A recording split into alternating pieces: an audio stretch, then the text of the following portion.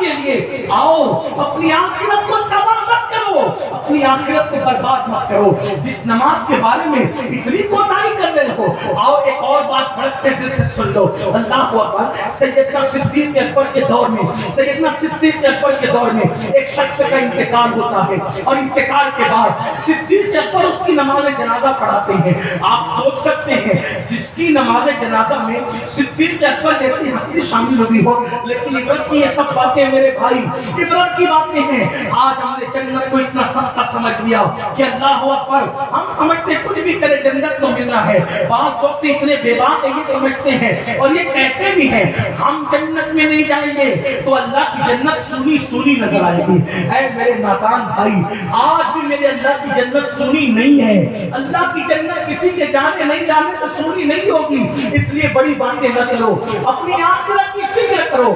قرآن کہہ چکا ان الابرار لفی نعیم وان الفجار لفی جحیم۔ اللہ نے نیکوں کے لیے جنت بنائی ہے اور فاسق و فاجر کے لیے، نافرمانوں کے لیے جہنم بنائی ہے۔ اس لیے اللہ سے ڈرو۔ اللہ اکبر۔ صدیق اکبر رضی اللہ تعالیٰ عنہ ایک شخص کا جنازہ پڑھاتے ہیں، اور اللہ اکبر، اس کے بعد صحابہ کرام نے کیا دیکھا کہ میت کے اندر کچھ حرکت ہو رہی ہے، میت میں کچھ حرکت سی ہو رہی ہے۔ صحابہ نے کہا میت کی حرکت کیوں ہو رہی ہے؟ تو جیسے اس کے چہرے سے کفن ہٹایا گیا تو دیکھا کہ بڑا استہا تھا جو اس کے حلق کے اندر اپنا منہ رکھ کر اس کا خون پی رہا تھا اور اس کا گوشت کھا رہا تھا۔ یہ بات میں کہانی قصہ نہیں، صدیوں پرانی کتاب درۃ الناصحین سے میں آپ کے سامنے پیش کروں۔ اس کے ذمہ دار صاحب درۃ الناصحین۔ سوچو، ہم تو صرف یہ سوچتے ہیں ہمیں سبحان اللہ کہنے پہ جنت مل جائے، ہاتھ چومنے پہ جنت مل جائے، کپڑا پکڑ کر مرید ہونے پہ جنت مل جائے، ہم تو یہی سوچتے ہیں۔ میں مرید ہونے کے فائدے کا انکار نہیں کرتا، میں خود بھی مرید ہوں، اور الحمدللہ جب سے مرید ہوں میں اپنے پیر کا نام کبھی بے وضو بھی نہیں لیتا۔ ہم تو یہ عقیدت والے لوگ ہیں۔ لیکن آپ سے یہ بات کہنا چاہتا ہوں، سب چیزیں اپنی جگہ، لیکن اگر اللہ کے قانون کو پیٹ کے پیچھے ڈالو گے کچھ کام نہ۔ اگر آپ سوچو کہ نماز کا دامن چھوڑ کر غوث پاک کا دامن ہاتھ میں آ جائے، خواب ہے، خیال ہے، شیطانی وسوسہ ہے۔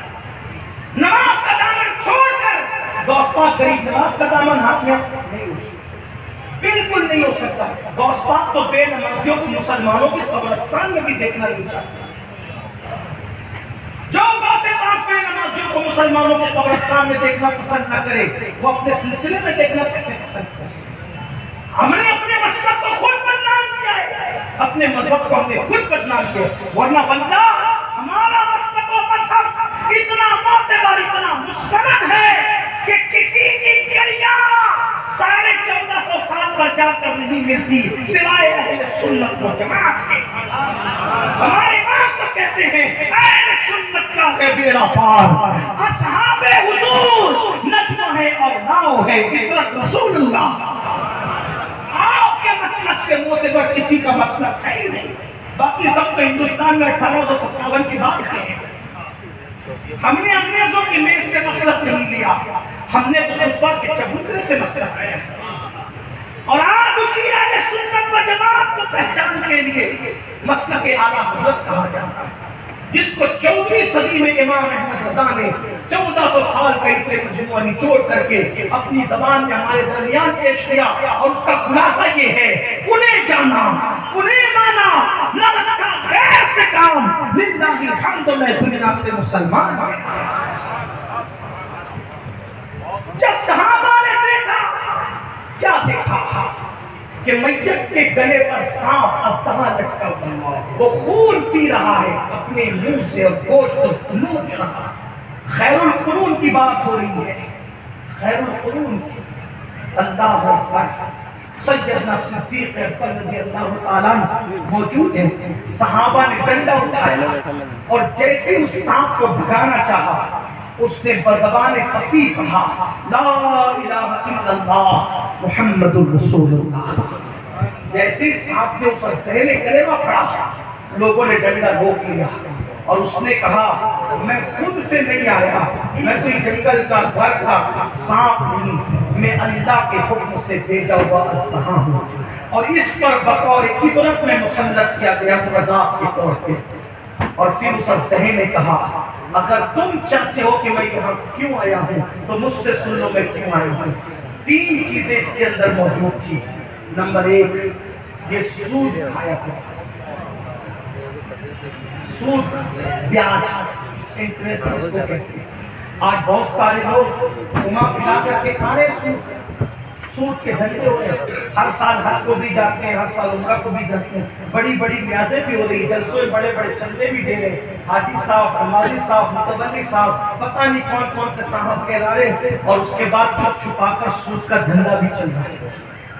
میرے آقا علیہ السلام نے فرمایا جس نے سود کا ایک لقمہ کھایا، صرف ایک لقمہ، گویا اس نے اپنی ماں کے ساتھ 36 مرتبہ زنا۔ اللہ اکبر، اللہ، بلکہ یہاں تک فرمایا گیا، علامہ شعیب حریفی رحمۃ اللہ تعالی علیہ لکھتے ہیں کہ سود جو چھپ چھپا کر دھندا کرتا ہے، شب قدر میں بھی اللہ اس کی قبر پر عذاب دیتا ہے۔ اللہ اکبر، اٹھا کر کتابیں دیکھیں،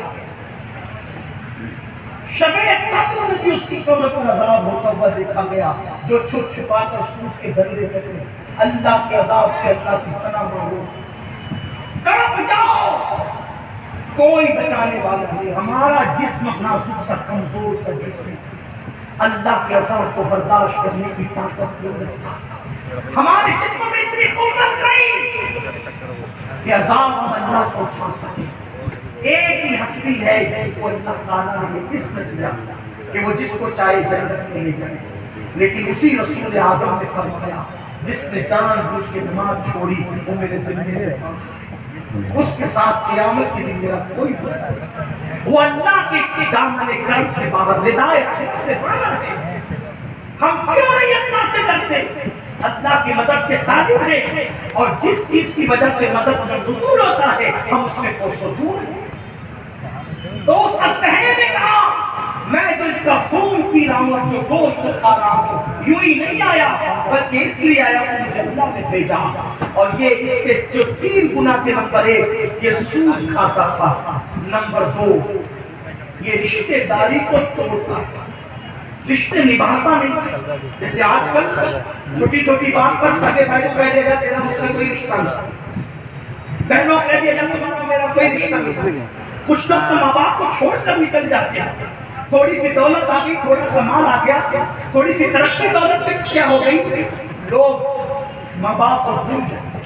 بلکہ اگر ممبئی چلے گئے، کلکتہ چلے گئے، دلی چلے گئے، دبئی چلے گئے، سعودی چلے گئے، تو یہاں بڑے ماں باپ ہنستے رہتے ہیں کہ میرے بیٹے کا فون تو آ جائے، لیکن سب جگہ بیٹے کا فون جاتا ہے، ماں باپ کو دوستوں کو تو خیر خیریت پوچھی جاتی ہے، ماں باپ کو نہیں۔ وہ اژدہا کہہ رہا ہے کہ اس کا خون میں اس لیے پی کر کے تمہیں عبرت کی بات بتا رہا ہوں، اس کا گوشت میں اس لیے نوچ رہا ہوں کہ یہ ایک تو سود کھاتا تھا، دوسرے رشتوں کو کاٹتا تھا۔ اللہ نے رشتے کاٹنے کے لیے نہیں بلکہ جوڑنے کے لیے بنائے۔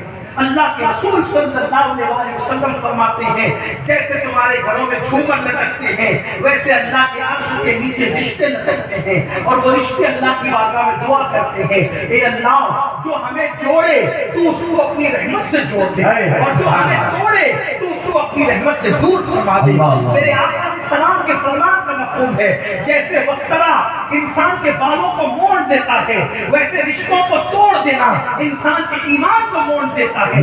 یاد رکھنا اسلام صرف تصویر مسلح کا نام نہیں ہے بلکہ اسلام تو یہ بھی بات کرتا ہے رشتے نبھاؤ، رشتے داریاں نبھاؤ، اس پہ سلوک کرو۔ میرے آقا علیہ السلام فرماتے ہیں جو چاہتا ہے کہ اللہ اس کی عمر میں اضافہ کرے وہ اپنے رشتے داروں کے ساتھ اچھا سلوک کرے۔ آقا فرماتے ہیں جو چاہتا ہے کہ اس کے مال میں برکت ہو، آقا فرماتے ہیں کہ جو اپنے ماں باپ کے لیے مغفرت کی دعا کرتا ہے اللہ اس کے مال میں اضافہ کرتا ہے۔ اللہ اکبر۔ آج رشتے بھی توڑے جا رہے ہیں، رشتوں کا کوئی خیال نہیں کیا جاتا بلکہ میرے آقا علیہ السلام کی یہاں تک فرماتے ہیں کہ جو 3 دن تک اپنے رشتے داروں سے بات بند کر دے نہ اس کے سجدے اس کے سر کے اوپر جاتے ہیں، نہ اس کی نماز سر کے اوپر جاتی ہے، نہ اس کی دعائیں سر کے اوپر جاتی ہے۔ تو وہ ازدہا کہنے لگا، نمبر 1 یہ سود کھاتا تھا، نمبر 2 یہ رشتوں کو توڑتا تھا، اور نمبر 3 یہ نماز کی پابندی نہیں کرتا تھا، یہ نماز نہیں پڑھتا تھا۔ اس لیے اللہ نے مجھے بطور عذاب اس پر مسلط کیا، اور قبر میں جانے سے پہلے اس لیے مسلط کیا گیا ہوں تاکہ تمہیں عبرت ہو جائے کہ بے نمازی کا انجام کیا، سود کھانے والوں کا انجام کیا، رشتوں کو توڑنے والوں کا انجام کیا۔ آئیے حضرت تشریف لاتی کی ذکر سے کھڑے ہو جائیں۔ امیر سنی دعوت اسلامی حضرت علامہ شاکر علی صاحب کی طرف خلیفہ حضور مفتی اعظم ہند کی آمد ہو رہی ہے۔ نعرہ لگائے، نعرہ تکبیر، نعرہ رسالت، مسلک اعلیٰ حضرت امیر سنی دعوت اسلامی، مسلک اعلیٰ حضرت تحفظ ناموس رسالت کانفرنس، نعرہ تکبیر۔